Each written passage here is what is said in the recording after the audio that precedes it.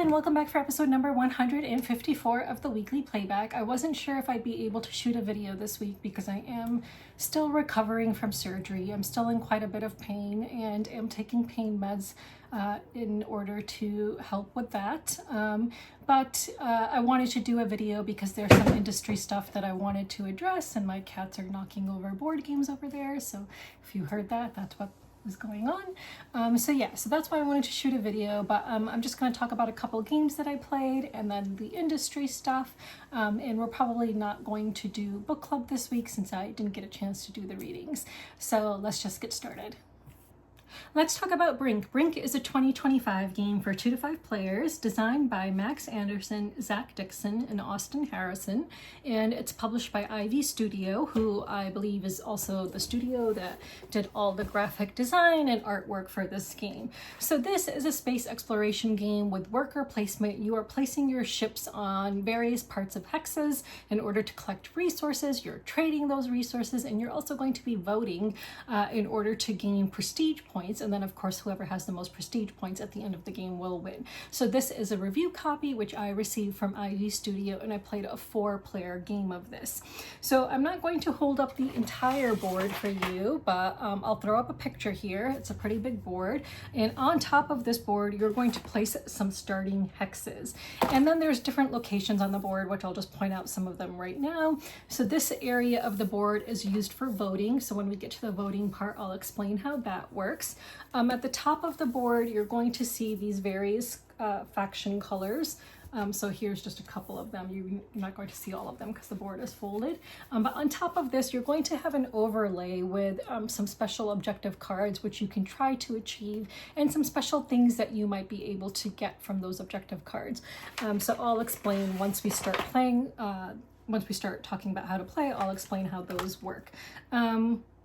So here is the resource tray, and you're not going to use all of the resources in every game. So in a 4-player game, I believe you have 20 of each resource type. And then you have all of your tiles placed here, shuffled and face down, except for the purple one, which is associated with one of those objective cards. So I'll just show you the objective cards that are placed where I just explained. And again, some of them have things associated with them. So for example, the purple one comes with the purple tile. The green one comes with this shield lattice that will give you a special ability if you achieve this objective, and so on. So again, I'll explain how these work in a little bit. So let me just show you a player board. So each player is going to get a tray that looks like this, and you're going to have this overlay. Oops, the orange fell out of here. So you're going to have this overlay that I think it's called an overlay, that goes over here. It's placed over this section of the tray like this. And then each person is going to have this shield, which you'll have throughout the game, and you'll remove it during voting. So you're going to keep your resources secret, like which resources you are getting, you're going to keep secret, unless they are favors. So favors, when you earn favors, I can't pull out the 2 sides right now, but I'll just show you. So you're going to see right on here, it actually tells you favors. So any favors you receive will be placed over here. And then you'll see ships, because you're going to have your fleet, rather, it says. You're going to place your 3 ships over here so that other players can see which of your fleet ships you still have available to use. And every player will have 3. So every player will have a small ship, which looks like this, and a medium ship that looks like this, and a large ship that looks like this. So everyone's fleet is going to look the same, of course, in their own player colors. And on top of this board, you're going to place all of the upgrades that you see over here. So you're going to have some cargo upgrades placed on here, and the gun upgrades over here, and you'll use one of your special markers down here, because this is something you can move and get upgrades for your ships when you do an upgrade action, and we'll talk about how you do an upgrade action. And the other one of your player markers will be used as a score marker, because you are going to be keeping score throughout the game. That's something you're going to have to do throughout the game. So once you've placed everything on here, then you can simply place this back over here. So you're going to have all of your upgrades, your marker here, and you're going to have your ships over here. You're going to have a screen that protects your resources and this voting tray from being seen, and in the front is where you'll place favors, and I'll talk about what favors are as opposed to regular resources. So resources come in these 4 colors, and then you have a wild, which is purple. And the player colors match all of these resource colors, actually. So you have all these players come in all these different colors, as well as purple. But since purple is a wild resource, the purple player starts with only 1 purple resource in their supply, whereas everyone else will get to start with 2 resources that matches their player color. And then after, you know, you've done your setup, then you're just basically ready to play. So when you play, you are basically on your turn going to place a ship. So you are going to decide which of your ships you want to place and where it is placed. And you might do some exploration as you are placing ships depending on where you place it. So I'll start with the smallest one first. These small ones are placed on hexes. So for example, you could place this here and then collect this resource. So the smallest ones will allow you 1 action of the hex where you are, and it'll give you some resources or favors as well if there are any available. So for example, if I come here, that will give me 1 green resource, which will go to my tray. So if anything is in a black border, and the black borders are a bit hard to see because they basically just blend into the background, but if anything has a black border around it, that's a resource that you will put in the back part of your tray that is hidden from everyone. However, if something is in a white border, that's a favor, and that goes to the front part of your tray, and you have to be able to trade those favors away, or else you will lose them at the end of your turn. So you want to be able to trade favors with other people's resources, and once someone trades with you, the favors for them will become resources. So it's very beneficial to trade, and if it's purple, then people are usually willing to trade because purple is a wild and can be used as any other color. So if you collect 2 purples, so someone for example might be like, I'll give you 1 purple resource for your 2 purple favors, and it's a trade you might want to take even though you feel like you're losing out, because you're going to lose these 2 purple favors anyway. So you might as well get 1 purple resource in exchange for 2 purple favors if you can, if someone's willing to trade for you. And you can do all kinds of trading. You can trade the different color resources, whatever, you know, so it's up to you what you want to trade. So the small ones are placed exactly on tiles, and then you get the action and the resources indicated or favors. And then I'll go over what all the different actions are after I explain where the ships are placed. These medium ones are placed along an edge between 2 hexes. So that means you have power in both of these hexes. So for example, if I place my ship here, I have now 1 power in orange and 1 power in green, and I will be able to collect the resources of both of those hexes and then do the actions of both hexes in any order I choose. So that's how medium ones are placed. And large ones are placed at intersections of 3 different hexes, which means again, I would have a power in each hex, and I would be able to collect all the things in all of the hexes and do all of the actions indicated by the white icons in any order I choose. Now, if you want to explore, because you're going to have lots of tiles you can uncover, you could do this, for example, on your turn. So if I wanted to, I could place this over here, which now means I'll place a tile here and a tile here. So I'm exploring those. So the thing with exploring is, of course, you know, you don't know what you're getting. So it's kind of a little bit of a gamble, but it's definitely worth it early on in the game, I think, to explore, because you definitely want to increase the map and see what else is out there. So as you start upgrading your ship, that's going to affect your power level and your cargo level. So if you decide to do an upgrade action, so I'll just show you what the different actions look like. So this symbol indicates upgrade. So if you landed over here with a ship, you can do an upgrade action, which means you can go over here and then you start here. So you're going to choose to go either in this direction or this direction and pay those resources to add either this attachment or this attachment to the small ship. So as you go further up, you'll see which ships you can add the attachments to, and you have to choose one or the other. You're not going to be able to add both attachments to one ship, especially as you'll see there's only one hole in all of the ships except for the medium one, and the other hole in the medium ship is for a special attachment which you can only get by achieving an objective, and there's only one of those attachments, so not everyone is going to get it. So essentially all your ships are either going to get a cargo upgrade or a gun upgrade. If you add a cargo upgrade to your ship, that means that you will collect double the resources of where you land. So if you had your cargo upgrade on a small ship, then suppose I landed here, instead of 1 green, I will get 2 green resources. And if you add an upgrade to a ship that's already been placed, you can still collect the extra thing as soon as you upgrade it. So suppose I had previously placed my ship and then I later, in a later turn, upgraded it, then I can collect the extra thing that I should have gotten for this upgrade at that point in time. So the cargo ones allow you to collect double the resources, and if you place a cargo upgrade on a medium or a large ship, then it will affect all of the tiles that you can collect from. So for example, for a large one, if you have a cargo upgrade, you're now going to get, and I placed my large ship here, I would now get 2 blue, 2 yellow, and 4 purple favors. So 2 blue resources, 2 yellow resources, and 4 purple favors. So the upgrades affect, all the hexes that they typically affect. The guns will give you an extra power. So, again, wherever you are or what you're adjacent to or connected to, you have power in that location, and power matters because this is how you're going to get prestige points when it comes to voting. So the guns will give you an extra power, which I think is very beneficial. And I will say that I won this game, not by a huge margin, but by a decent margin. So I ended the game. So I'm telling you this for a reason, but I'll tell you the reason in a second. But let me just tell you what the scores were at the end of the game.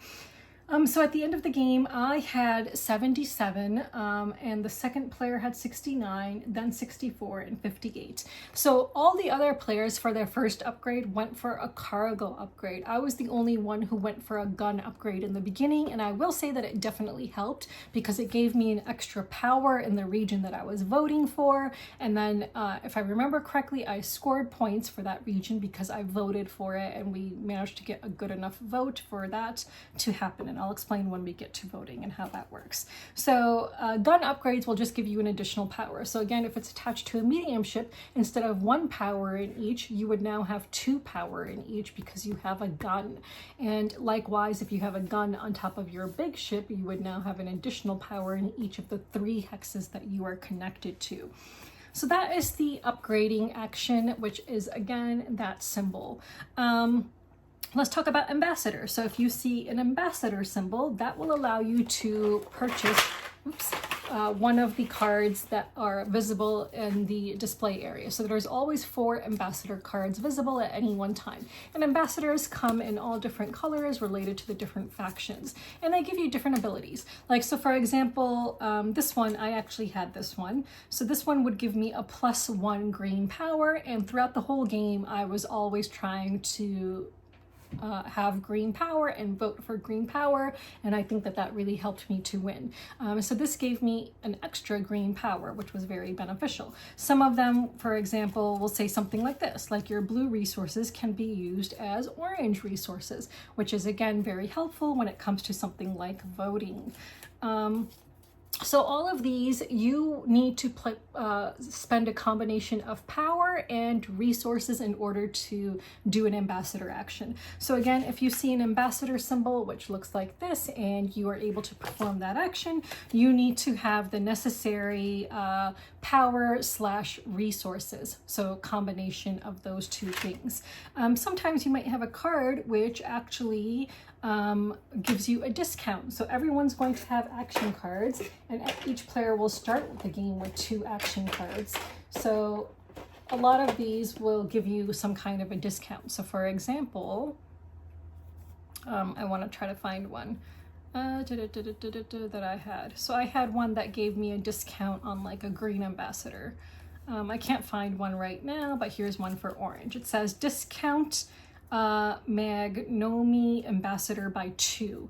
So when you look at the cost of an ambassador, for example, and you see that the cost of an orange ambassador is 9, now if you spend this action card on your turn, it's actually going to be 7. So now you need a combination of 7 in power and resources in order to recruit this ambassador. So action cards are very helpful, and each player starts the game with 2. So that is how the ambassador action works. Another action is to do the action. So if you see this symbol, you can draw 2 action cards and keep 1. Now, anytime during your turn, you can play an action card, or more than one actually. So you don't need to land on an action symbol in order to play action cards, but that's how you collect more. So you will draw 2 action cards, and then from all of the action cards you have, keep 1 and discard 1. And again, at any time during your turn, you can play action cards from your hands and your hand, and I'll go over what those cards are in a minute after I discuss the last action available on these tiles. And the last action available is the rider action. So when you do a rider action, you draw 1 rider card and play 1, and everyone starts the game with 1 rider card in hand. So let me just find these cards and explain what rider cards are. So rider cards are going to be placed below on the board near the voting section, and these will impact how voting goes. So again, everyone starts the game with 1 rider card in hand, and if you do the rider action, you will pick up 1, and then if you do a rider action, you must either spend a rider card for a resource or put it down in order to affect the voting.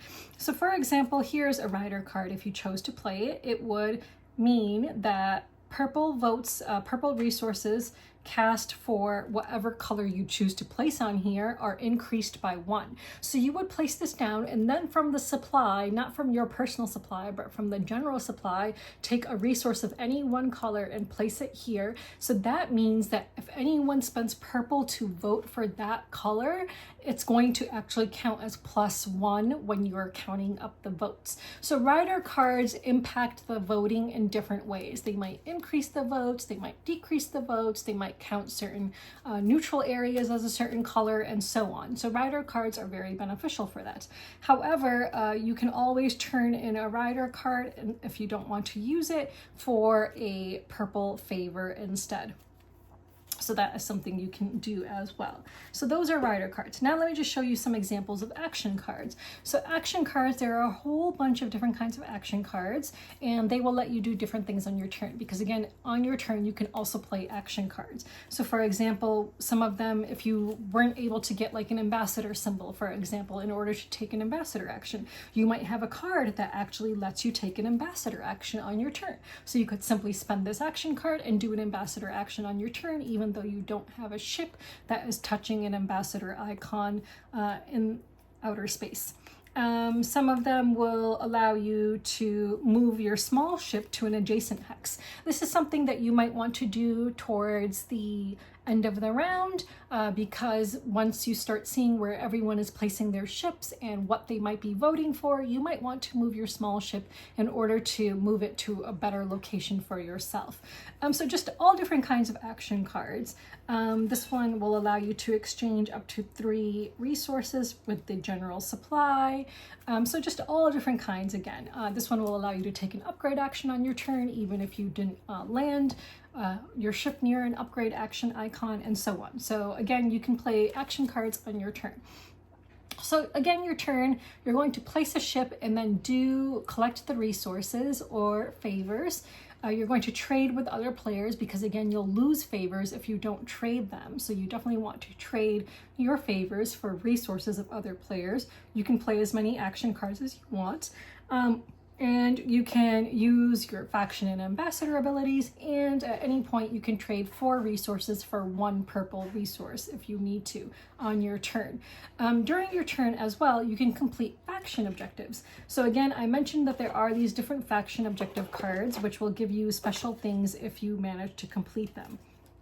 So these are all going to be available at the top of the main board, and they show the cost there. So again, they're very expensive to complete. So it might not happen until the second or third round, and if you complete these, you will get a special ability. So for example, the green one is called Construct Shield Lattice, and you need to spend a combination of 9 green resources or power. And this will allow you to immediately place the shield lattice on any hex. And once per round, flip this card to move the shield lattice. Now the shield lattice will increase the power of the hex it's placed on by 1. So if you are connected to that hex, you automatically gain a +1 power because of the shield lattice. This dude basically counteracts that. So instead of increasing by 1, this would decrease the power of hex by 1. So that's what that does. The special attachment that someone can achieve is this one. And again, there's only one of them, and it goes on the medium ship if you manage to complete that objective. And that allows you to so it says immediately equip the fusion drive to your medium ship. On your turn, spend 1 yellow resource to move your ship to any valid location. Oh, that is actually really good. I actually really like that. I wish I paid more attention to that one. During the game, I actually achieved this one, which wasn't the tile itself, I didn't think was super beneficial, but the benefit was beneficial. The benefit on the card was beneficial. So I spent purple resources in order to get Cinderella and placed out Cinderella, which is the purple tile. And then it says immediately place Cinderella next to any explored hex. Your purple resources count as 3 votes instead of 2 in the council, which again was very beneficial for me. And I think that that's one of the things which helped me to win the game. So I've talked about how the rounds are going to go. So again, you'll place one of your ships, do your actions, collect your stuff, do trading, and then it's the next player's turn. So a round consists of each player placing all of their ships. Then you go to voting. So that's when secretly behind your screen, you're going to decide how many resources of each color you want to allocate to voting for that color. And the color that gets the most votes, you will get 4 prestige points per power you have in that color. So you want to vote for the colors where you have the most power so you can get the most points, of course. And again, purples are wild and count as any other color, and purples typically can count, if I'm remembering correctly, they count as 2 instead of 1, unless that was a special ability I had. But I think purples count as 2 votes instead of 1 for any color where you have it, if I remember correctly. So after you've placed your votes, you remove your screen and then you count up all the votes. And that's when you go to that part of the board and you start tallying up the votes. And this little thing helps you to tally up the votes. So you might not be able to see it, but there's numbers along the top and along the bottom. So you're going to take 1 resource of each type and just use that as a marker to see what number each one lands on. And then in round 1, the winner will get 3 points. So that color will be worth 3 points for each power you have. And the second place one will be worth 2 points. And if you use any resources to vote for the winning faction, those resources get returned to the general supply. If you used resources and the factions you voted for lost, you get to keep those resources. So in the second round, it will be 4 and 2 points respectively, and then in the last round, it will be 4 and 3 points respectively for the first and second place winning factions. So that is how you're getting points, because you want to place your ships in areas and get more power in certain colors, and then vote for those locations so that you can actually get points for the power you have in those locations. And if you have special abilities that give you more power or a gun attached to your ship, don't forget to count the extra power. So that's how I was able to win, because I had quite a bit of power in green in each round, and so I was able to just rack up a lot of points that way. So my gun gave me an extra power, then my ambassador gave me an extra power in green. So I typically try to go for the green sections. And then in the very last round of the game, I moved my small ship using an action card to a green hex, which it wasn't on originally, so that again, I could have more power in green. I also was connected to other locations, and I think in one instance, I gained points for the second place power in one of the instances. So one thing we didn't talk about is revolt. So what happens if you need to collect resources and there are none? So this is what is going to prevent people from hoarding resources and also making you want to trade resources and spend resources throughout the game.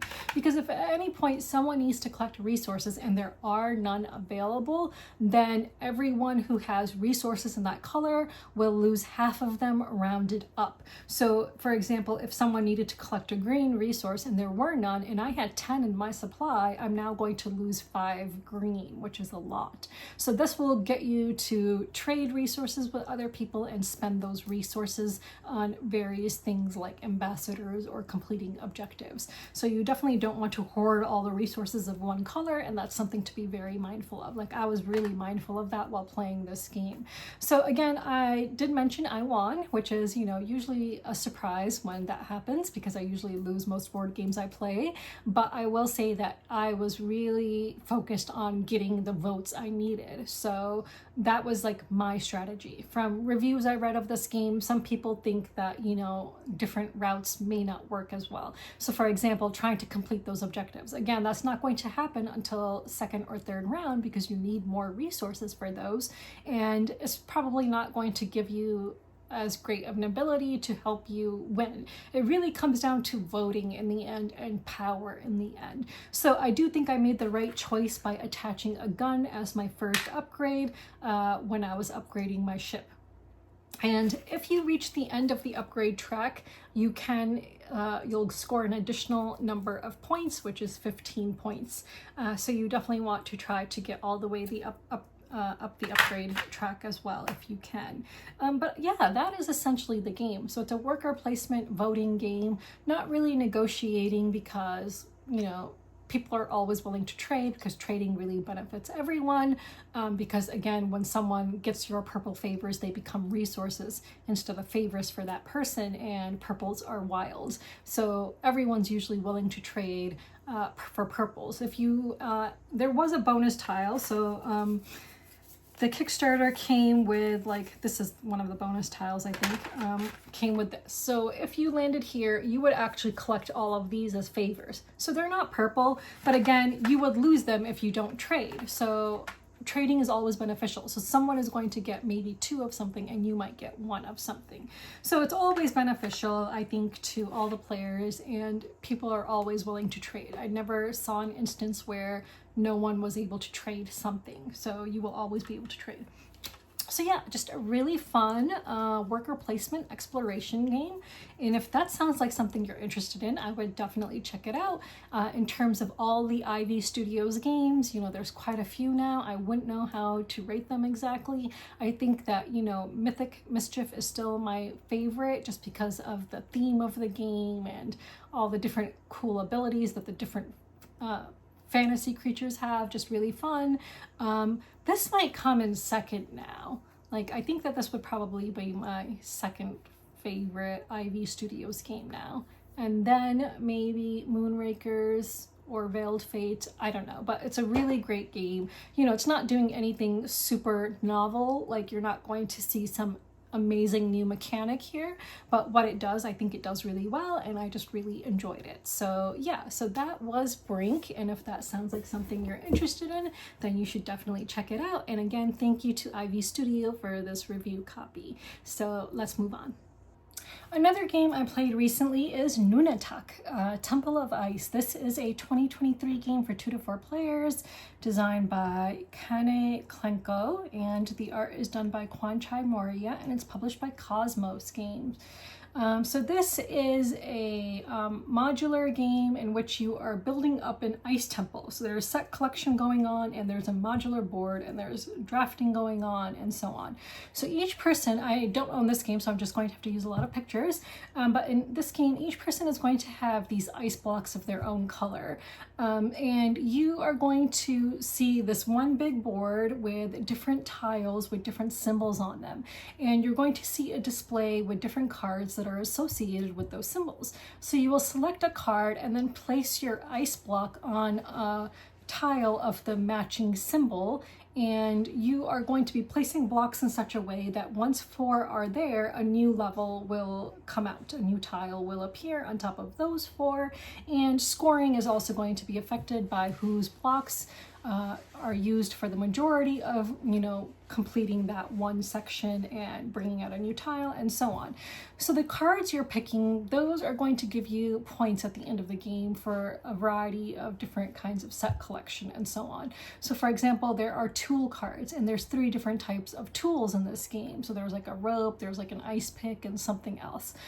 So for each set of the 3 different tools you have, you will get 10 points. So if you look at the display and there's tool cards, you might be like, okay, I want to collect tool cards because I want to complete a set of 3 and get 10 points for that, and then for each additional set of 3, an additional set of points, and then for each amount you have in each individual tool will also give you a certain number of points. But you have to then place your ice block on a matching symbol.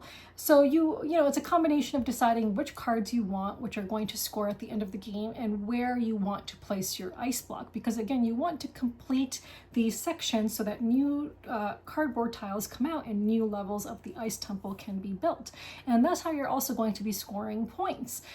So whoever contributed the most points to a section, I believe they get 5 points, and then if the second most will get like 2 points, I think, or if there's a tie, I think it goes to the person who placed the last block if there's a tie between second place. And if you complete a row or a column of ice blocks, you get to go up on what's called the architect track. So there's an architect track which will determine how many points your architect cards are worth at the end of the game, but you will only be able to score those if you end up going up on this track, and the only way to score, to go up on this track is to complete rows or columns of ice blocks. So that's another way to get points in this game, but basically you are just selecting a card and then placing out an ice block, and then, counting up your points as sections are completed and as you go higher and higher in this temple. And you will also get points as you start placing blocks and scoring temples on top of other blocks, and you'll see who has blocks underneath, and you determine points based on that as well. So it's a modular game in which you are building up and you're trying to build up on colors, your own ice block colors, in order to score more points as well. And then at the end of the game, so you're going to continue in this fashion until the ice temple is built and you have the cardboard crown of this ice temple, we'll call it a crown, whatever, and then you go to final scoring. So that's when you're going to look at all the different cards and score them all in different ways. So all the cards score in different ways. Again, they're all different kinds of set collection cards or whatever. Some of them, it might be like, oh, the person who has most will get to score this, and the person who has this will get to score this, so they all just score in different ways. There's like wildlife cards where you multiply the number of wildlife icons you have by the number of wildlife cards you have, and that will determine your points for that, so just all different kinds of cards. At the end of the game, you're also going to be, I believe, score the person who has the most ice blocks on the outside of the temple, like the edges, will score an additional number of points. So yeah, so there's, just different ways to score points at the end of the game as well. So you want to kind of keep that in mind as you're collecting cards and placing blocks. But yeah, it's a really fun game. It's, it's pretty easy to play. It's a very easy game, but a fun game. And typically I don't like games with like big clunky pieces and like modular kinds of boards. Like typically I'm not really a huge fan of those kinds of games, but I really enjoyed this one. So my friend did purchase it. So we played this at Millennium Games as Play Something New, and my friend really liked it. So he ended up purchasing it. So I didn't feel the need to purchase it since he did. So if I ever want to play it again, and I would like to play it again because I would like to play a full game of this, because we were only able to play up until the entire second level of the temple was complete. So we didn't even get to build up to the third and then the final level of the temple. So I would definitely like to play it again. But yeah, so that is Nunatak. So if you are into modular games and kind of, just set collection and abstract kind of games like that, then definitely check out Nunatak. It was surprisingly more fun than I thought it would be. The only complaint I have is that the ice colors, like 3 of them, I can see going with the theme, and then you have orange. So you have clear, you have blue, and then you have like this greenish colored ice, and then orange. And I'm like, the orange really stands out, and just it reminds me of that one capstone game where it's supposed to be wildlife and you have all these colors and then a couple colors that just don't go with the theme, and it just drives me insane. So similar to that, I don't like the orange color in this game, and I think that they could have gone with some other color. They even could have gone with purple. Even purple would have been way better than orange, and could have been, you know, like an icy color, but yeah, whatever, orange. So yeah, so that's my only complaint about the game, really. But yeah, it was a fun game, so if that sounds like something you're interested in, then you should check it out.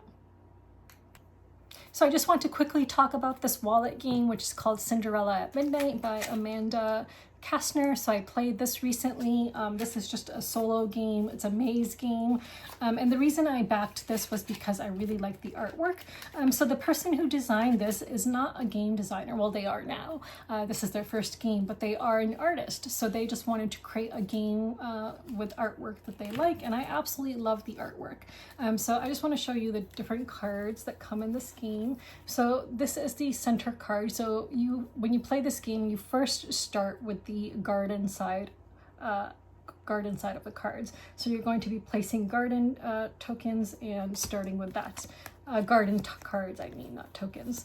So these cards have different symbols on them, and there's like different tasks. So it's a maze game, and you are going to have a standee with Cinderella on it in the center, and you're going to be placing out cards and trying to complete various tasks. So in the garden game, you are trying to first befriend a mouse, then you're trying to befriend some lizards, and then I can't remember what the last task is. I can actually check here. So as you're placing cards, you're trying to do these various tasks. So here we go.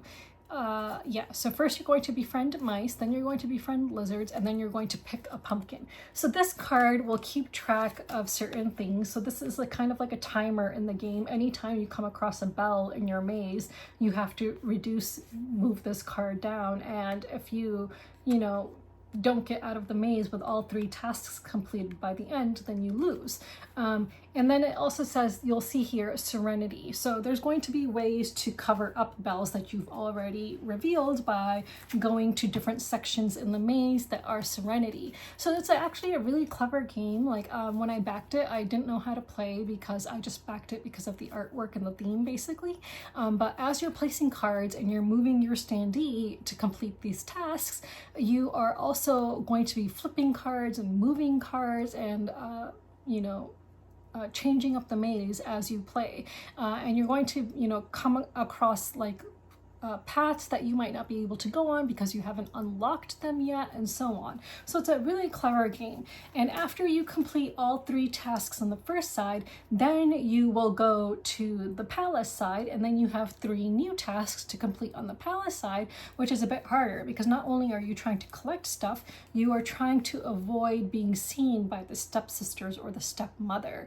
And there's, again, a mechanic built into these cards to keep track of whether you get recognized by the stepsisters or the stepmother. So like the first time you run into one of them, you turn over the card, you rotate it 180 degrees. And then if you rotate it again, that will indicate to you, oh, I've been recognized and I've lost instantly. So even on the palace side, there are things that you are trying to complete. And in this instance, on this side of this part of the game, you are trying to avoid the clocks. So the timer is going to be based on clocks, not bells, in this section of the game, this part of the game.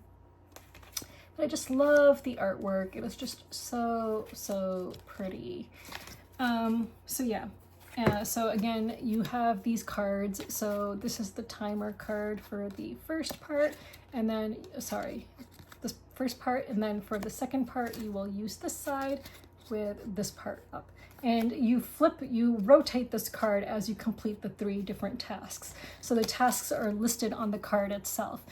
So the palace section, which is the second part of the game, you want to collect some keys, and then you want to meet the prince, and then you want to drop a shoe, and then you need to get back to the carriage in order to win. So in the first part, you're befriending the different animals and collecting a pumpkin, but then you need to get back to the fairy godmother at the center in order to win before time runs out.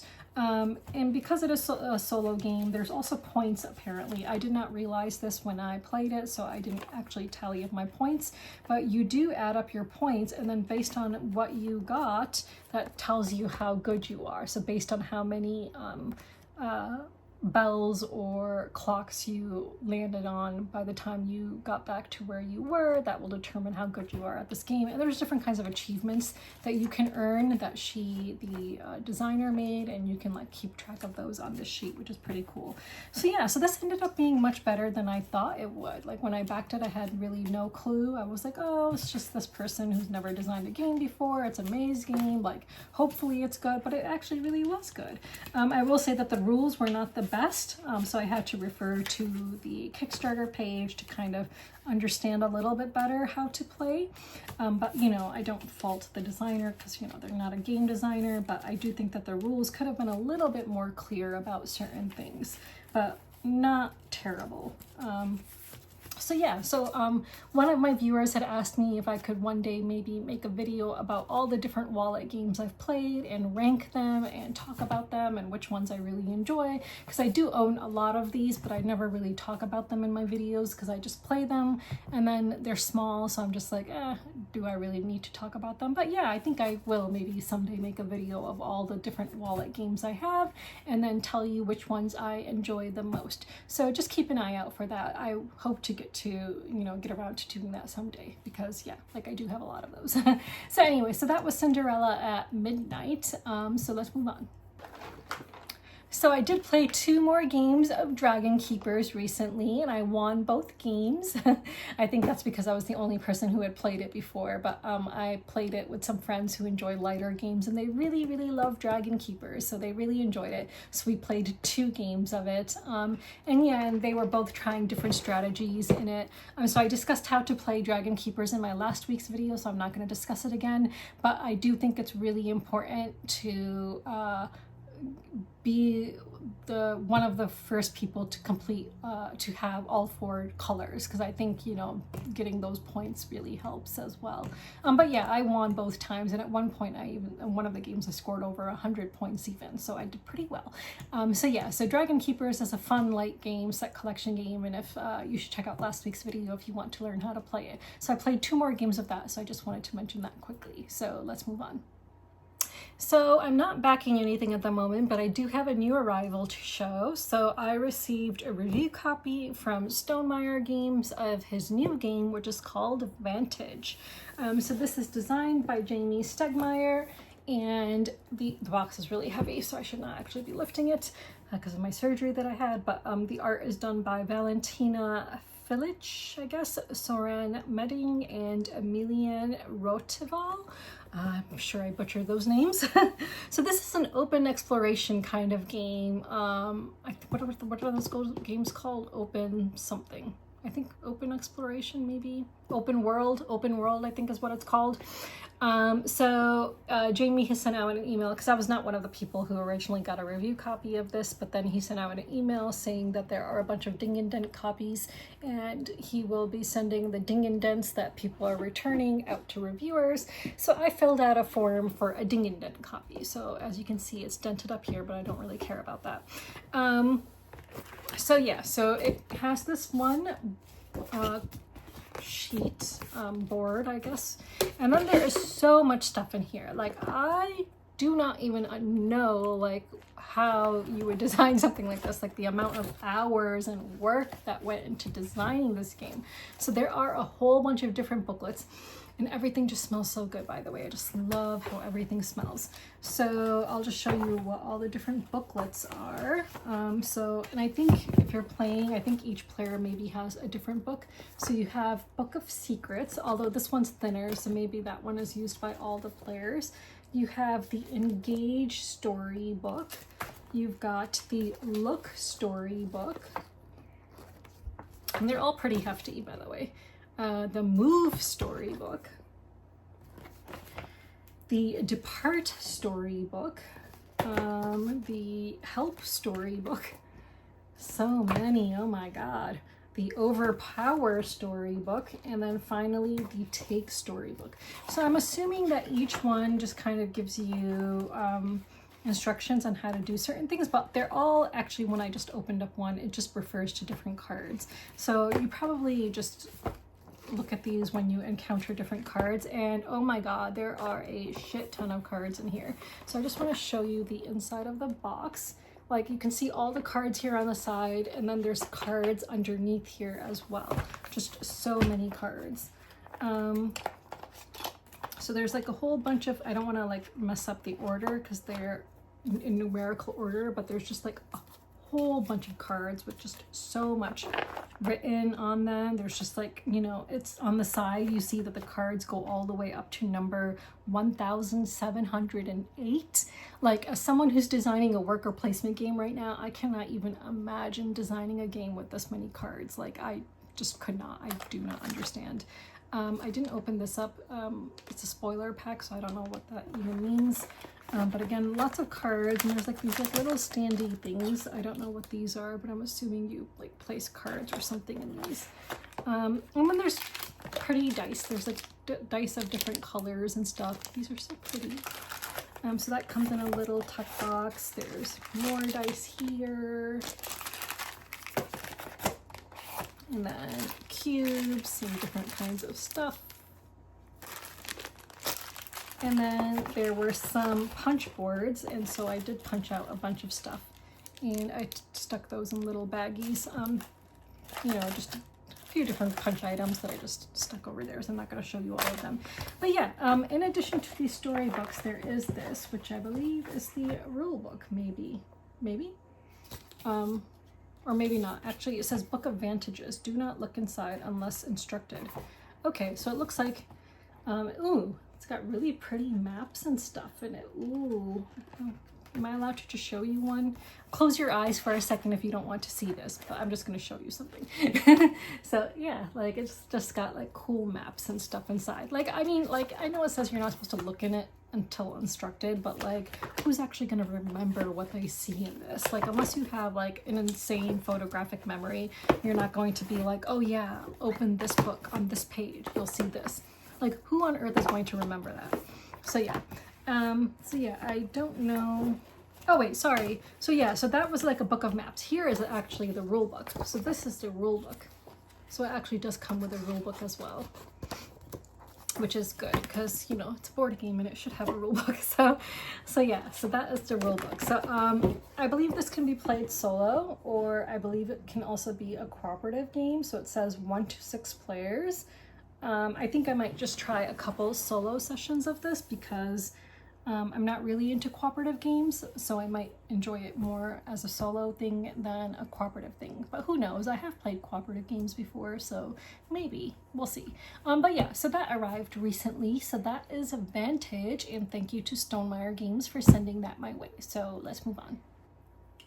So there's no fiction book club this week because I haven't done the readings as I've been recovering from surgery, although it's probably the best time to do readings, but I'm actually going back to work tomorrow on Monday, so I haven't done any readings, so I'm just going to have to push off book club until next week.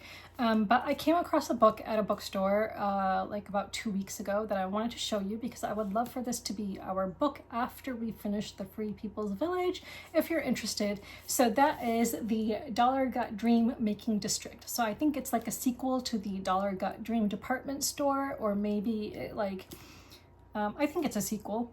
Yeah. So you know how much I loved the Dollar Gut Dream Department Store, and I think it was the first book we read in this book club, maybe, or maybe the second one, I can't remember. But yeah, absolutely loved it, and so I would really love to read this. As soon as I saw this in the bookstore, I just had to pick it up. So I just wanted to give you advance notice about this book if it's something that you're interested in reading as well. Maybe you can pick this up so that we can read this for our next fiction book after we finish the Free People's Village. So yeah, so I just wanted to mention this. So let's move on. So there is no nonfiction book club this week because I haven't done the readings while I've been recovering from surgery. But for those of us who, for those of you, rather, not us, for those of you who don't know, the next book we're going to be reading is Iran, A Modern History by Abbas Amanat. And so if you would like to join in, please do get this book. And just as a reminder, we are going to start on page 315 with chapter 6, which is the Constitutional Revolution, Road to a Plural Modernity from 1905 to 1911.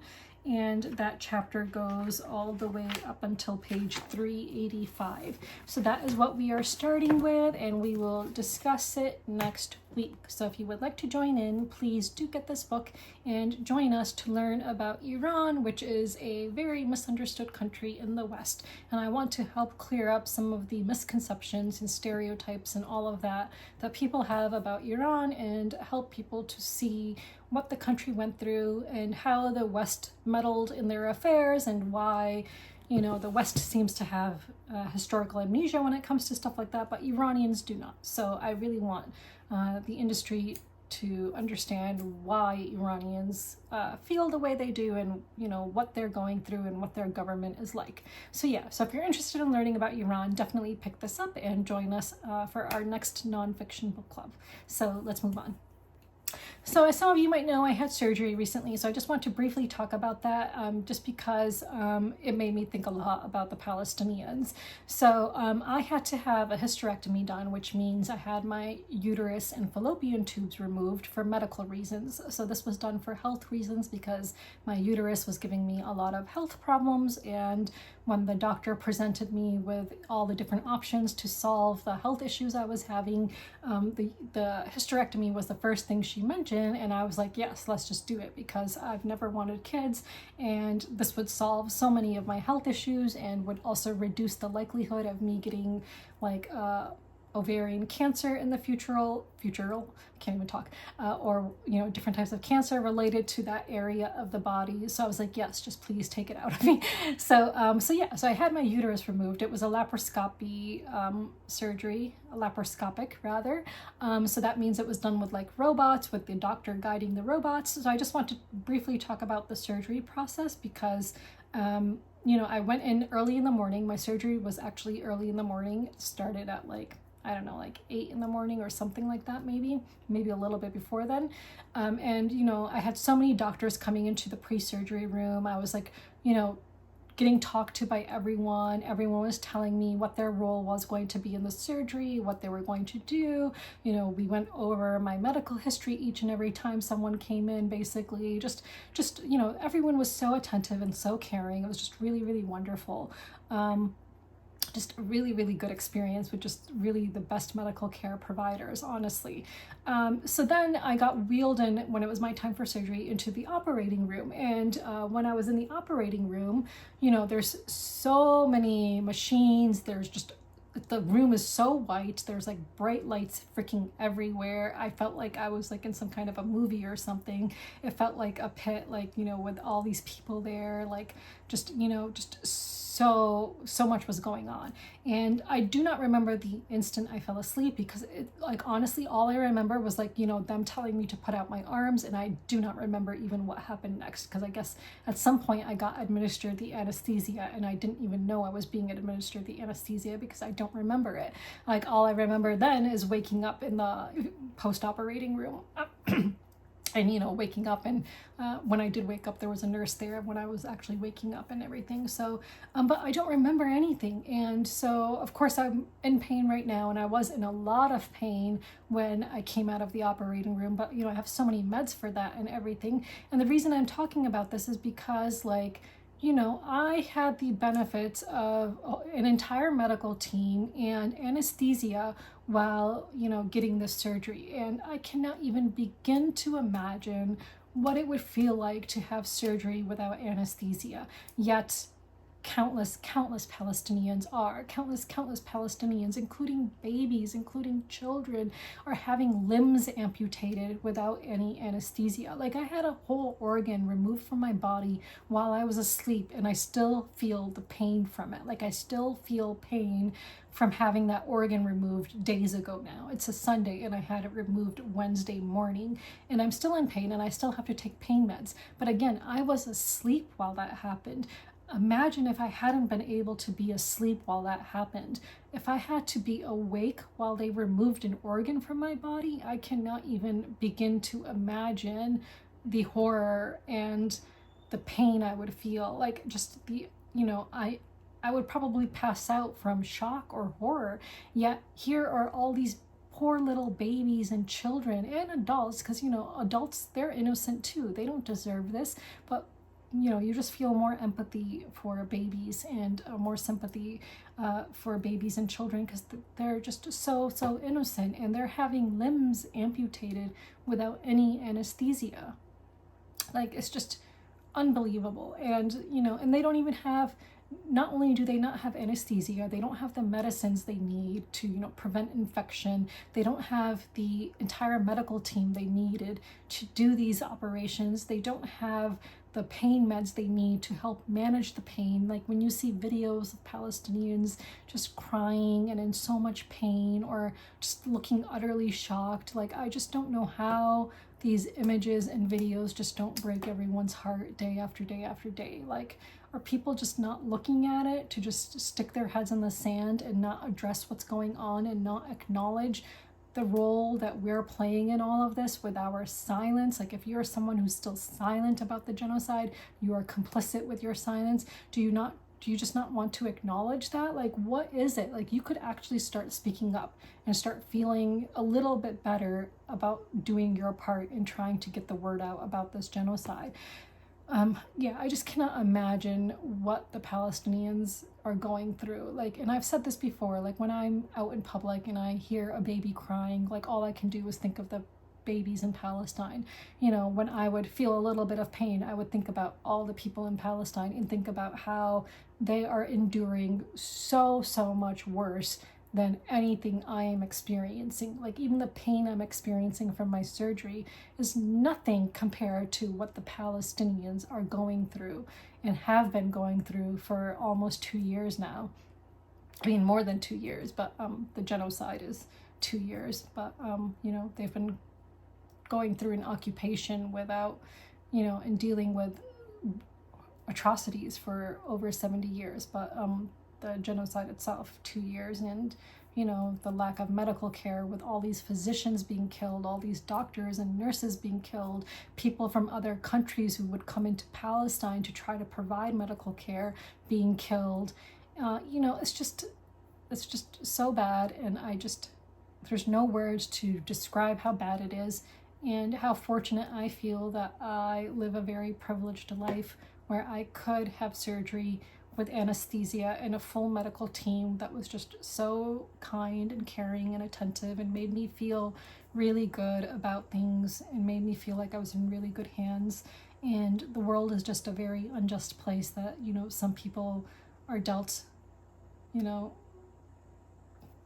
a bad set of cards, like a bad set, you know, they're dealt a bad hand, like, you know, unfortunately. So the Palestinians have been dealt this hand that they just do not deserve. They deserve, you know, good things, just like everyone does, just like everyone with, you know, who comes into this world with a clean slate deserves a good life, right? And then if you yourself are a bad person and do bad things, and if bad things happen to you, I'm not going to feel sorry for you. Like, if you, for example, you know, I don't know, torture kittens, then you're a bad person. And if something bad happens to you, I'm going to be like, yeah, you deserve that because you're an asshole. You're a piece of shit. Like, you know, but when you come into this world as a pure soul, and you deserve good things. No one deserves to be going through a genocide, whether it's in Palestine or Sudan, Congo. Like, no one deserves that. Like, it's just really awful.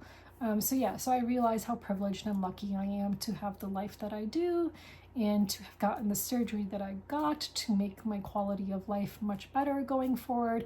And there are billions of people in this world who are not as lucky. And so if you do have the means, please donate to the people of Palestine or other people who are going through horrible things. You know, if you can donate, you know, make some financial donations, that would just be helpful. You know, there's so many people, Palestinians, who are raising money for their families to try to escape the genocide. There are people like Sim Kern, the author of the book I have right here still, Genocide Bad. You know, Sim Kern often does fundraisers for different Palestinian families to help them out. You know, so just find those, donate what you can, and use your voice to raise awareness. And the next time you get even a paper cut and you think, wow, that's painful, just think about having a limb amputated without any anesthesia. The next time you get a headache, think about not being able to take any medicine or drink any water because they have no water. Think about that. Think about, all those headaches you can get from dehydration. So think about that. The next time you're like really hot in this really hot summer weather, think about not having any AC or any cool air or any shade. Think about that. Like, the next time you feel a hunger pang because you just got a little bit late in eating dinner, think about that. Think about how people are feeling who are literally dying from starvation because Israel is starving them. And when you are dying from starvation, your body like literally starts to eat itself. And simply, if we were to just miraculously provide them with food, that would not solve the problem because they need medical intervention at this point. Like the stage of starvation that these people are in, they need medical intervention. But the next time you feel a hunger pang, think about that. Think about how it would be to go without food for months and months and months. Like, just think about these things. Like, try to put yourself in other people's shoes. Try to put yourself in the shoes of Palestinians and try to imagine what they're going through and realize how lucky you are, and use your privilege, use your voice to raise awareness, because until we're all in it together, it's not going to end. Until the whole world wants to do something about it, it's not going to end. So please use your voices. So that's all I really wanted to say about that. So let's move on. So before we get into this week's rant of the week, I need to talk about some industry news and stuff, and that will just kind of lead into the rant of the week anyway. So as we've already discussed, there was that whole CGE thing with the Harry Potter code names, and then more recently there was a bit of controversy surrounding the game Ace of Spades, which I did cover on my channel, by the way, and I have it here. So Ace of Spades is a review copy which I received from Devir Games, and this is a solo or two-player cooperative game in which you are, using poker hands to try to defeat some villains. Now, I did go back and watch the videos that I made for Ace of Spades, the unboxing, and where I discussed how to play this game. And someone had left a comment on my channel saying like, oh wow, you discussed this game and you didn't even mention the racist cards. Correct, because I didn't actually know there were racist cards in the game, so I'm just going to find the comment and read it because I think it's important. And I actually pinned it, so I did pin their comment. So for each number... Oops, there we go. Okay, so yeah, so the comment said, let me see if I can find it. Wow, not a word about the racist imagery on the Ace of Spades cards. Interesting. So as I told this person, as I responded to them, the reason was because I didn't know that there were racist cards in this game. And why didn't I know? Because I actually didn't see all the cards when I played it. So even when I was showing this game off in my videos and holding up the cards to the camera, when I'm holding up cards to the camera, I can't always tell what's on the other side, and I certainly can't always read the words because I don't read backwards really well, and so I usually just ignore the words and just look at the photo. So I don't even recall whether I ended up when I was, and I usually show things really quickly, and that's been a complaint of people as well, like, oh, you don't hold up things long enough when you're showing them. So when I was showing off this game in the unboxing, I don't even recall seeing the racist cards, because again, I'm just showing things very quickly and just doing it super quickly without really paying attention to what I'm showing. And from this distance, I can't really even read the words that are written at the top of the card which explain what they are or what they say.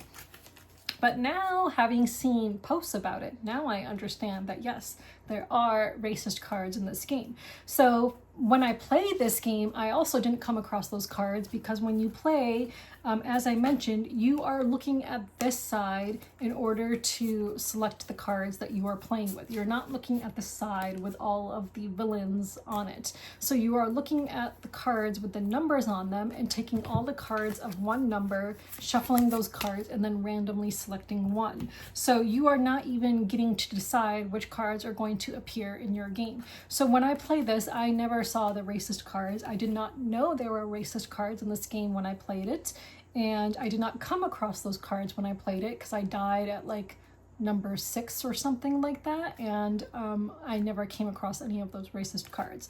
So the cards in question, I'll just show them.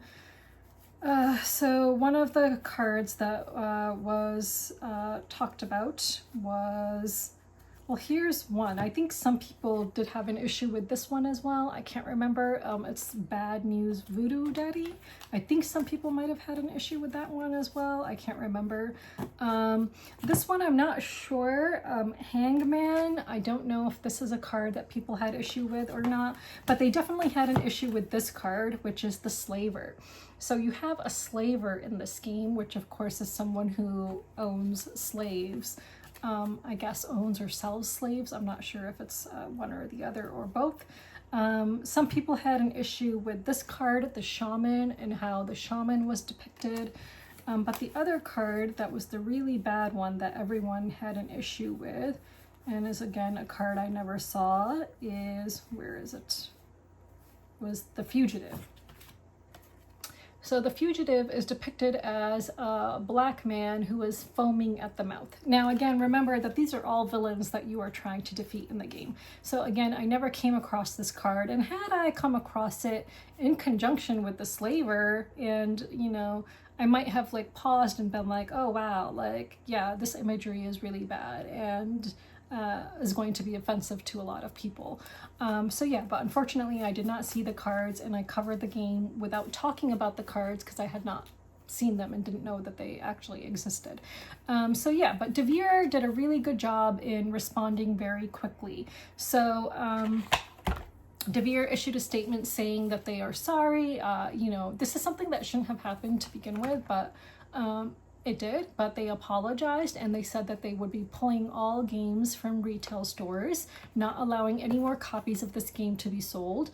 And for those who already own a copy with the problematic artwork, they would be giving free replacement cards to those people. So like, for example, if I'm ever at a convention, I can go up to Devir probably and be like, hey, I have the old copy of Ace of Spades with the problematic artwork, do you have replacements?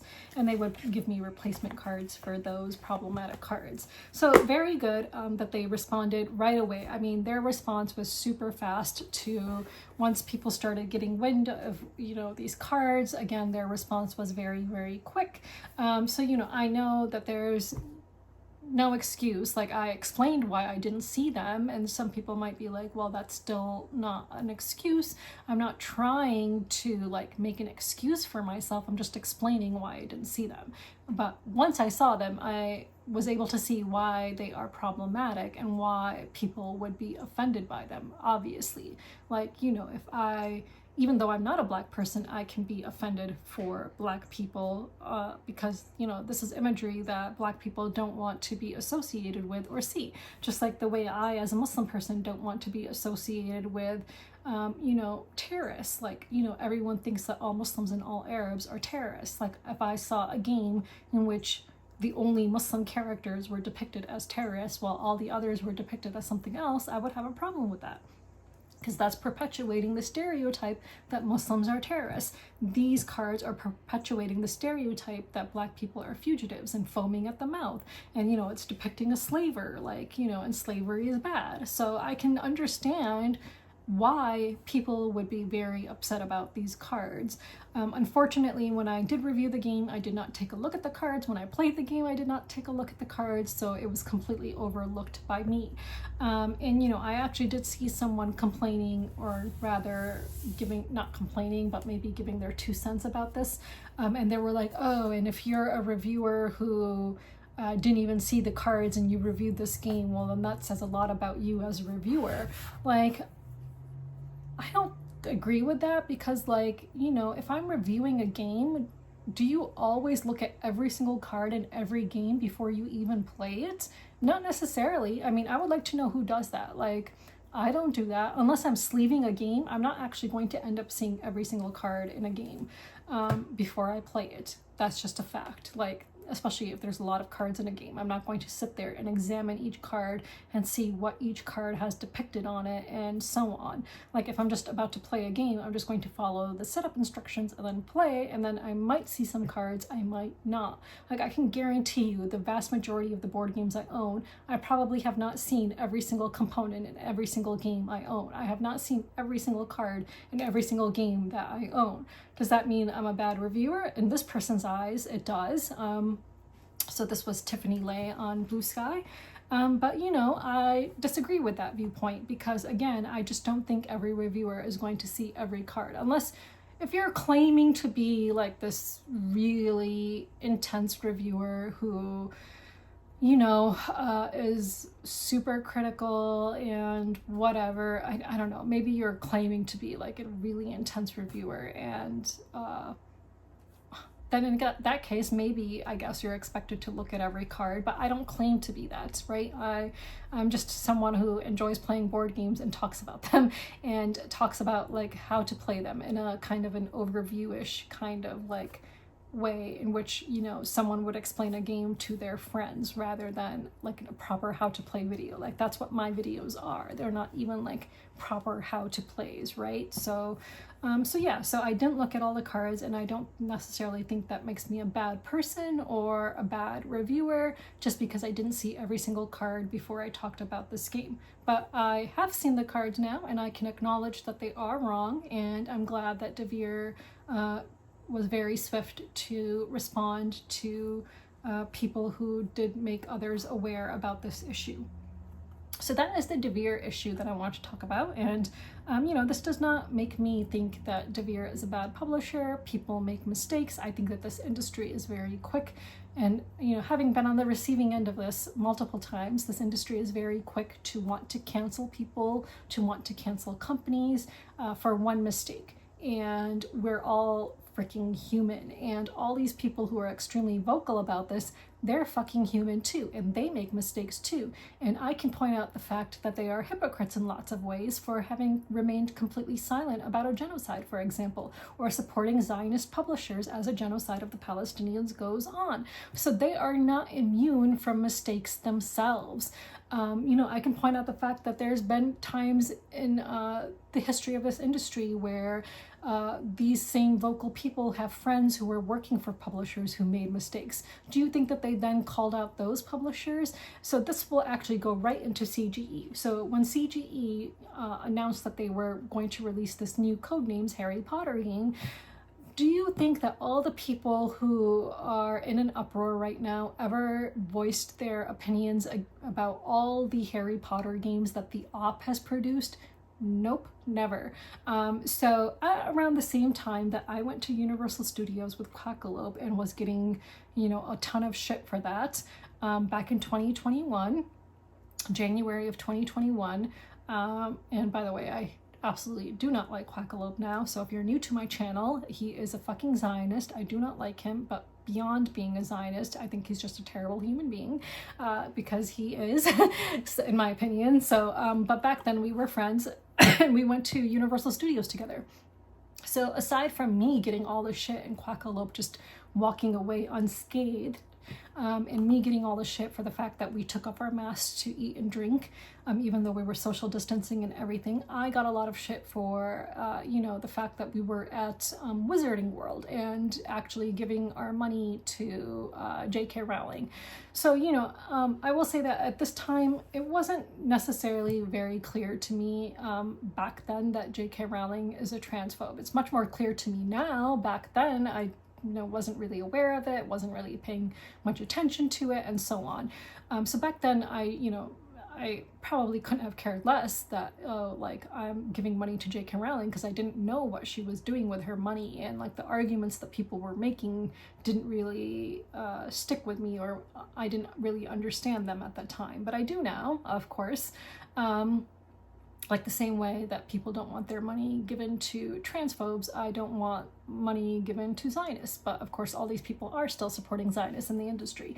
But yeah, so at the same time that I was getting a ton of shit, like for going to Wizarding World while Quackalope was getting none of the shit, even though we went together, there were games being promoted by content creators with a Harry Potter theme. Like I very distinctly remember Daniel Standring making a video about a Harry Potter game that the Op had published.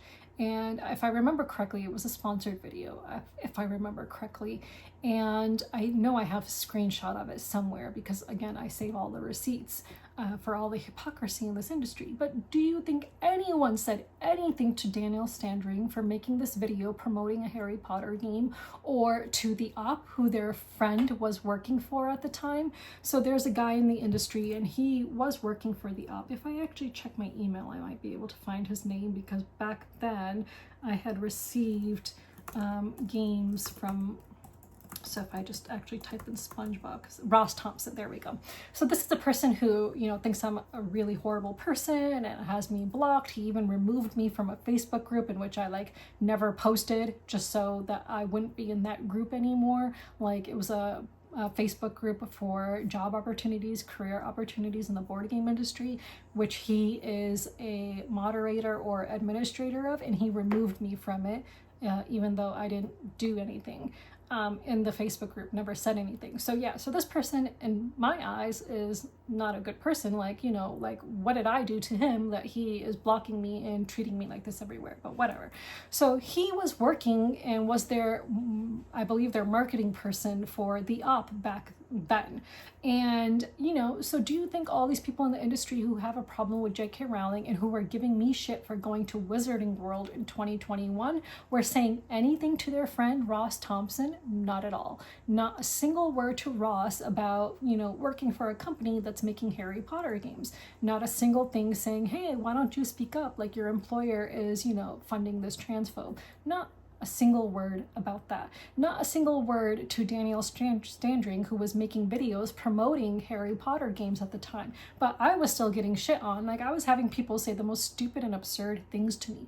Like, oh, look, her cat's name is Dobby. So my soul cat, who passed away in January 2023, I got him when he was just 3 months old, and that was in 2006, and he was just a little kitten, and I was a Harry Potter fan back then, and this was way before, you know, J.K. Rowling became a transphobe. So I named my cat Dobby, and I had people in 2021 like saying, oh, her cat's name is Dobby, so obviously she's a TERF.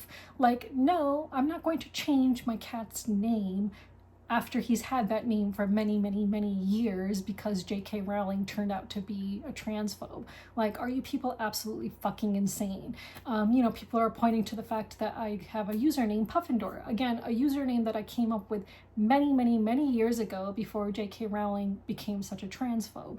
And no, I'm not going to change my username because, number one, you can also view the name Puffendor as being something else. So I like puffins. Puffins are birds that I like, and Deor means of gold. So you can also think of it as being puffins of gold. But, or you can, you know, associate it with Harry Potter, which is actually how I came up with the name. So I, you know, had always thought that, oh, if I were to be sorted, I might be in Hufflepuff or Gryffindor, but I've always ended up in Gryffindor whenever I've been sorted in those sorting tests. But, you know, I came up with the name Puffendor by combining, like, smushing part of Gryffindor and part of Hufflepuff together.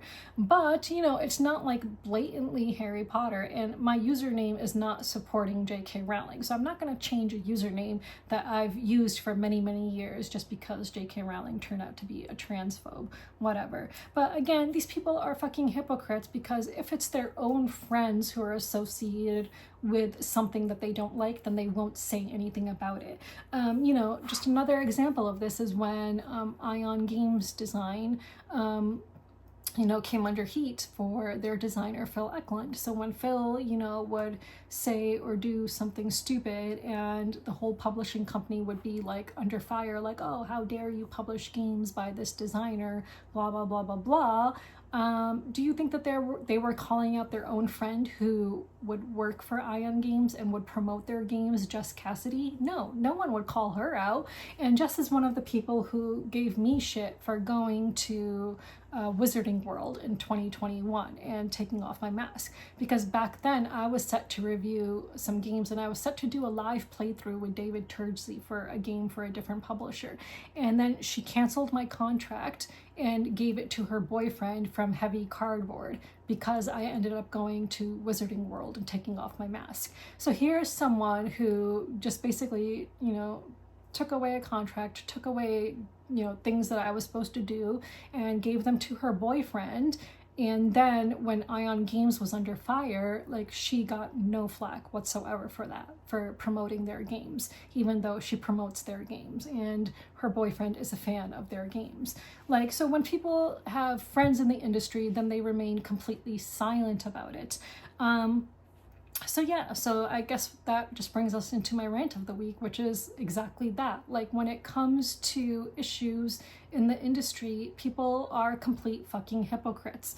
So, you know, again, CGE came out with a statement to address their mistake, if you want to call it a mistake, if you are one of those people, about creating a Harry Potter game. And I think they wrote that they would be donating all the profits from Harry Potter Codenames to trans rights groups, something like that. So they said that they would not be making any money from this game. But you know, they've entered into a contract, so they have to fulfill the contract. Like, they don't want to get sued by Warner Brothers, obviously, or J.K. Rowling, obviously, whatever. But my issue is with all the people who, you know, make such a big fuss about these things, which, you know, again, are important. So I can understand why it's important to people that Harry Potter games are not produced, because they view J.K. Rowling as someone who is spending her money on transphobic legislation, and they think it puts trans people's lives at risk. So they don't want, you know, to see Harry Potter games produced. I think everyone can see why we don't want to see racist imagery in games, because that just perpetuates stereotypes.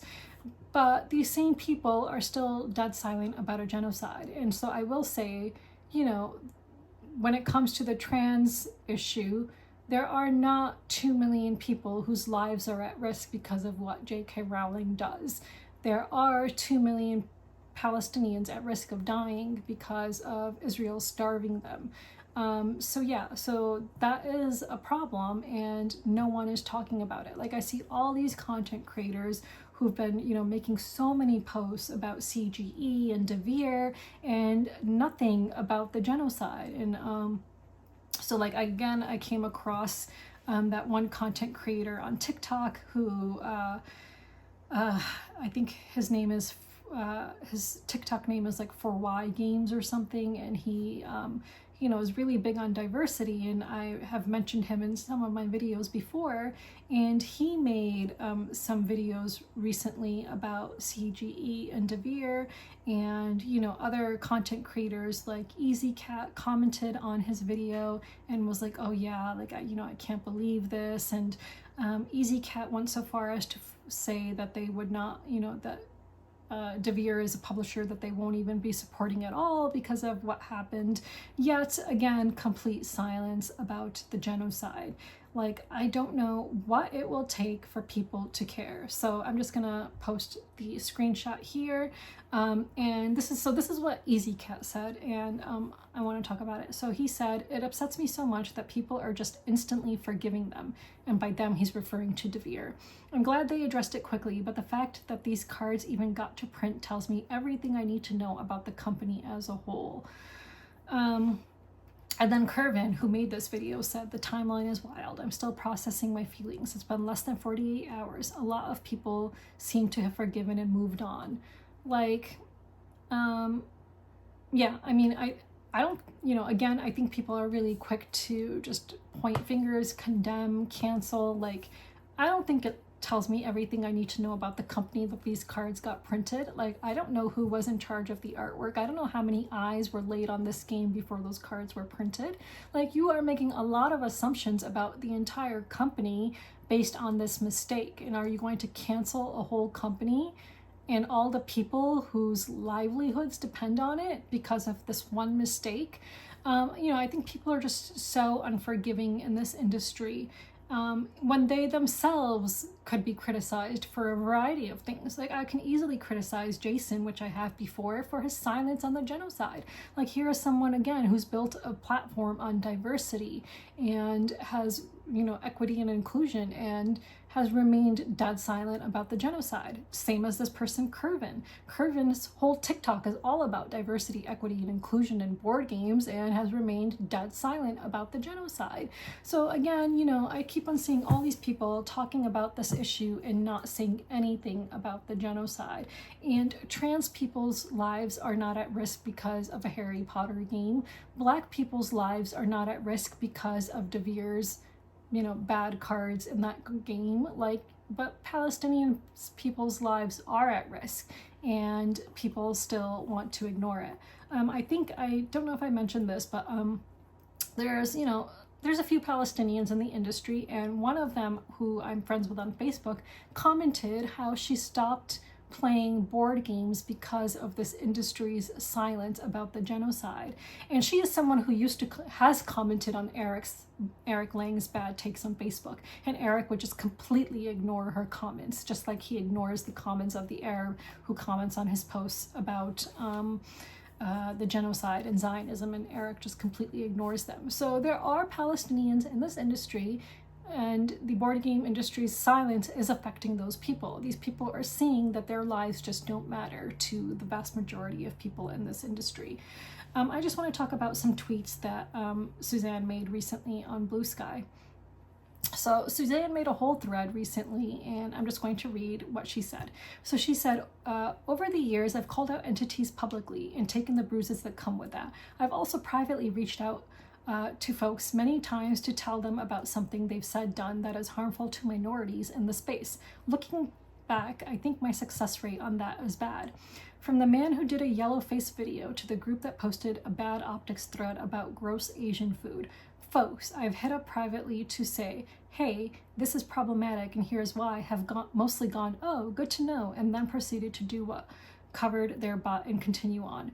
I'm not sure what to do with this realization, but something came up recently that I addressed privately and in good faith, and then that person did something that indicated my heartfelt effort was likely wasted. That's not reason to stop, but when I think about the aggregate, it's a bit sad.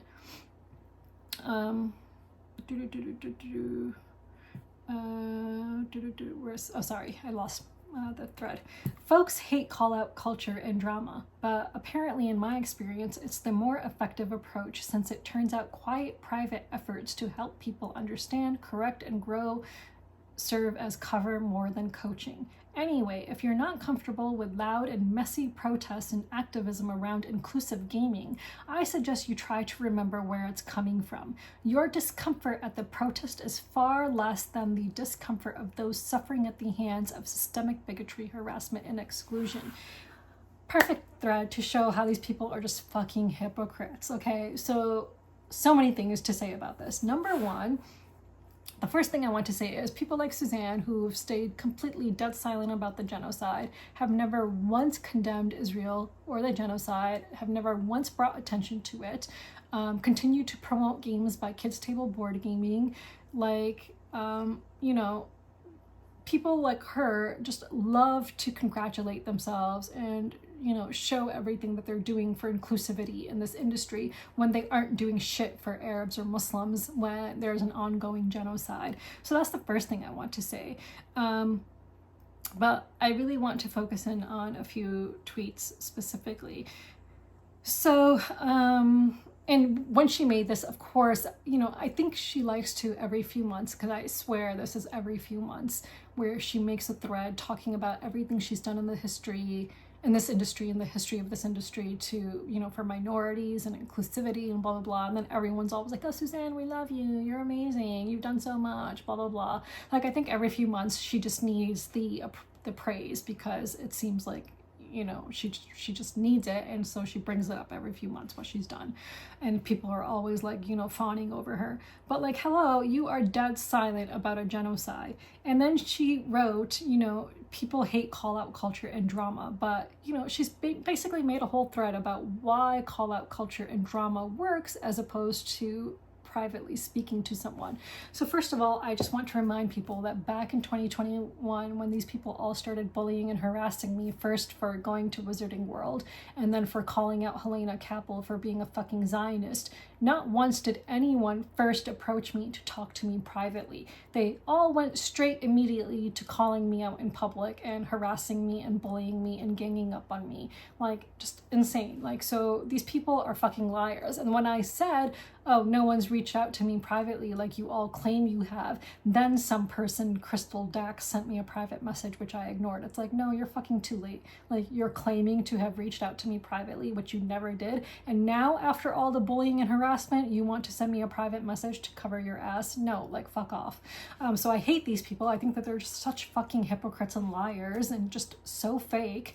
But anyway, so you know, she's like, oh, call out culture and drama is necessary, except for when it comes to their own friends. Like, here are the same people who were giving me a ton of shit and calling me dangerous and calling me mentally ill for calling out their friend publicly for being a fucking Zionist. So it's perfectly fine when they do it, but when someone does it to one of their friends, then it's not fine. So just remember that. Like, when I, you know, call out Eric Lang publicly, it's not fine. When I call out Suzanne publicly, it's not fine. Like, these people can never be called out publicly because they are just perfect angels, but it's perfectly fine to call out other people publicly and cancel them. So just fucking hypocrites. And then she says, if you're not comfortable with loud and messy protests and activism around inclusive gaming, I suggest you try to remember where it's coming from. Did these people try to fucking remember where it was coming from when I was calling out Helena Kappel for being a fucking Zionist? And it's not like I did it in a disrespectful way. Helena Kappel, again, just a very quick recap, decided that she would not send me a review copy, which she had told me she was going to send to me, and that I was going to do an overview video because I had said Palestinian lives matter. And then my radar went off when she asked if we could have a telephone conversation where she would explain to me why she's not sending me this game. And having, you know, I had seen posts of hers, comments of hers on Eric Lang's posts about Palestine and Israel, which to me, you know, again, set off alarm bells. So I recorded the conversation, and when it became very clear that Helena Kappel is a fucking Zionist, I released that conversation when no one believed me. At first I said, Helena Kappel does not want me reviewing this game because I said Palestinian lives matter. People were like, no, that can't be right. You know, you're definitely lying about this. And it's like, okay, great, I have a recording, so here's the recording. Now listen to the recording and see how I'm telling the truth. And that's when I got called dangerous in all of this shit. So, you know, it's perfectly fine when people like Suzanne or Eric or all these other people do stuff like that. But if I do it, it's not fine, and I'm dangerous, and I am mentally ill, and all the other things that they called me. But, you know, she here says that if you're not comfortable with loud and messy protests, blah, blah, blah, you know, remember it's coming from your, remember where it's coming from, and your discomfort is far less than the discomfort of those suffering at the hands of systemic bigotry, harassment, and exclusion. So your discomfort at hearing that your good friend Helena Kappel is a fucking Zionist, and me calling her out for being a Zionist is far less than the discomfort of those who are dying because of Zionism, who are being killed because of Zionism, who are being displaced and removed from their homes because of Zionism and Palestine. So, you know, you can feel as uncomfortable as you fucking want that you are friends with fucking Zionists, but that's something that you have to deal with. That's a fucking you problem. That's not a me problem. I don't need to mince my words when calling out fucking Zionists in this industry. You need to deal with how you are going to deal with the fact that you are friends with Zionists while claiming to be for human rights. That's a you problem. That's not a me problem. And that's basically what Suzanne is saying. You know, when you call out people, bad actors in this industry, it's a you problem if you are uncomfortable with it. So you deal with that and let us continue to call them out because they should be called out. And that's the way you get people to change, because no one changes apparently when you reach out to them privately. And that is a fact. Like, you know, did Eric Lang really change when no, actually this was public, so I didn't reach out to him privately.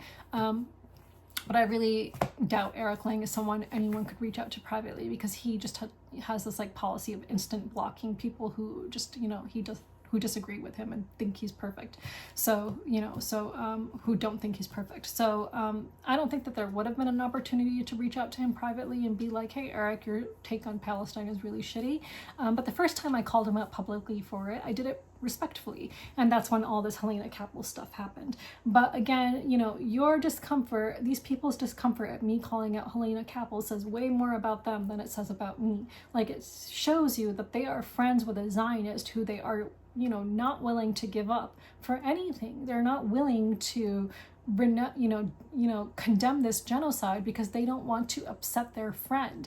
Like, the fact that they don't even think about what that means, like the fact that they don't think about how they're not condemning a genocide because someone won't want to hear it. Like, what does that say about the person who won't want to hear it?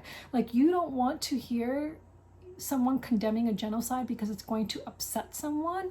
Like, that should tell you that that person is not a good person, that they support genocide. Like, if someone calling out a genocide is going to upset, other people, then what does that say about those people it's going to upset? Like, where is the critical thinking when it comes to themselves and their friends? There is none. There's just a whole shit ton of cognitive dissonance. That's what there is. So the hypocrisy in this industry, just unbelievable. And Eric Lang even commented on Suzanne's post. He wrote, "My success rate with private messaging is near zero and has many times resulted in quietly lost friendships and angry, vengeful sabotage." I can't say whether that's true or not, but I would not be surprised if Eric's arrogance and his, refusal to talk to people who, or even, listen to anyone who doesn't have an opinion like his own, it would not surprise me if those are the reasons he's lost friendships and whatnot. Like, when I called him out on Blue Sky, as I discussed in the last video. So if you haven't watched the last video, watch it, because Eric made a post and I responded to him on Blue Sky and he just completely ignored me and blocked me. And here I was again, just being like, hey, why aren't you calling out the genocide? Which he's never once done. Like, these people are just such fucking hypocrites. It's just unbelievable, truly. They're such hypocrites, but so proud of themselves and just so happy with themselves. And they think that they're just doing the good work, that they're the only ones doing all the good work, and people like me are dangerous, even though for like the past 2 years I've been trying to educate people about Palestine, have been running a nonfiction book club, have been losing so many followers while calling out Zionists in this industry and trying to get people to understand what Zionism is. And Zionism is bad. Zionism does equal apartheid, colonialism, genocide, but these people refuse to acknowledge what Zionism is, and they would rather stay ignorant about it so that they can continue supporting their Zionist friends. But again, supporting Zionists today is no different than supporting the KKK or white supremacists while claiming you care about Black lives. It's no different than supporting Nazis while claiming you care about Jews, and and that you're against anti-Semitism. Like, there's just no fucking difference. And so one of the groups of people who called out Devir Games for their cards and Ace of Spades was Our Family Plays Games. And what did they say on their Blue Sky? So this I definitely want to talk about, because again, the just cognitive dissonance is just unreal. Just absolutely unreal. So they posted, we were recently made aware of disturbing and offensive artwork in the new game Ace of Spades by Devir. We have contacted Devir regarding this matter.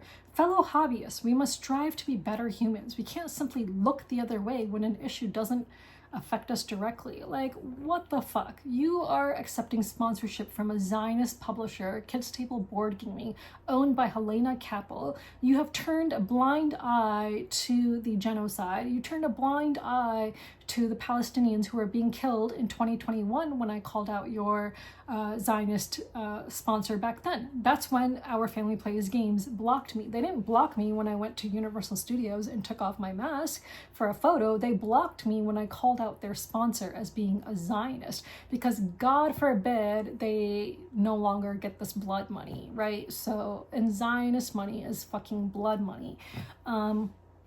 So yeah, so, you know, but they are looking the other way. They are turning a blind eye when an issue doesn't affect them directly. But it does fucking affect them because they're accepting blood money. They're accepting money from Zionists. So the genocide does affect them. They are complicit. They are 100% complicit in the genocide with their silence and with their accepting money from a Zionist publisher. Yet here they are just completely, supposedly unaware and making a post like this. You know, their letter to Devir said, "We strongly encourage you to consult with experts, blah, blah, blah. Thoughtful representation matters, and we hope your future work reflects a deeper awareness and commitment to equity in our hobby." You know, the same goes for fucking them. Like, they need to acknowledge what Helena Capital is, they need to acknowledge what Zionism is, and start fucking caring about issues that don't affect them directly. Like, you may not be Arab, you may not be Palestinian, you may not be Muslim, but you sure as hell are accepting money from a fucking Zionist, and you should be aware and you should fucking care. But do they? No, they don't. And I'm the only one who seems to be calling them out on it, as usual. So yeah, so I'm the only one who, you know, suffers the consequences of being on the right side of history when it comes to this genocide in this industry. I'm the one who keeps on losing followers and losing friends and getting blocked by people left and right for calling out all these hypocrites in this industry. But seriously, just unfucking believable, the amount of hypocrisy that exists in this industry. So yeah, so that is my rant of the week. It's exhausting. It's fucking exhausting. Like, you know, saying the same thing week after week after week and not seeing any change. And, you know, someday if there is change, I have no doubt that someone like Suzanne, who's been utterly silent about the genocide, will somehow take credit for it. Like she always takes credit for everything in this industry, for all the progress that's been made on diversity, equity, and inclusion in this industry. You know, Suzanne needs to remind people about all the work she's supposedly doing for that, even though she's been dead silent about the genocide and still promotes games from Kids Table Board Gaming. So yeah, but yeah, it's really fucking exhausting. But like I said, I won't ever stop, and I will continue to call out the hypocrites, and I will continue to advocate for Palestine for as long as I'm in this industry. And as I've said, no one's getting rid of me, so, you know, people can block and unfriend all they want, but I'm still sticking around. So yeah, so that is my rant of the week. So let's move on. This week's question of the week is inspired by Brink. Can you tell me if you know of any other games where you are placing meeples or workers on the edges of hexes or at the intersection of hexes in order to collect things or do various actions on those hexes? Because I actually can't think of another game like that at the moment. And I'm just curious if there are other games like that. So if you can think of one, please leave the name in the comments below. And until next week, bye.